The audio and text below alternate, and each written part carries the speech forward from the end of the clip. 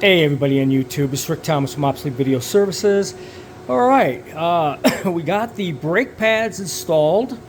The braking and the actuation of the fast forward rewind, all this is working. I do have a playback issue due to the tension on that particular motor, so we'll have to figure that out. I'm pretty sure I have to probably adjust the spring to make it have a little bit more tension. I think the tension is just not quite there, but as you can see in fast forward, it does go in fast forward. Alright. And once it's in fast forward speed, which is actually quite fast, I hit stop, it should start stopping. Alright. So I hit the stop position.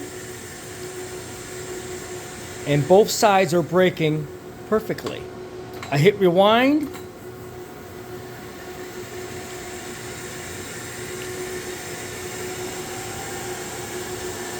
I hit stop.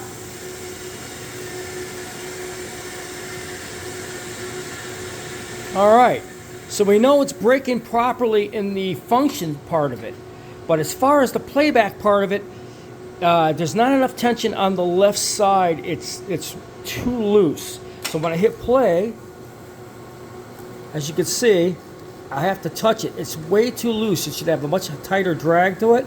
That's probably because it needs a spring adjustment on this left side, which is what I'm hoping is the only issue. I want to check the front adjustments here. There is adjustments for tension and everything on a couple cards. I don't think that's going to be the issue. I think the spring needs to be a little bit more torque on the spring. That way the tension stays where it should be.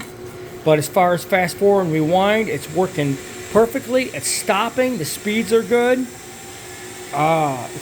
Tape is staying on the spools. It's not crinkling up and not going around the capstan roller good enough. I mean, this thing wouldn't even do this before I started working on the brake pads.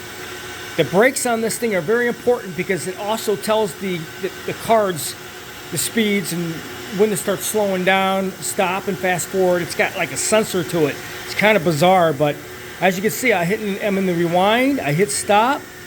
It should come to a stop. Oh my God, we're coming a long way on this thing. That's exactly what it's supposed to do. Then it's in the stop position. I hit fast forward. And we're in the fast forward position. And as you can see, this thing has some fast torque to it. This thing hauls.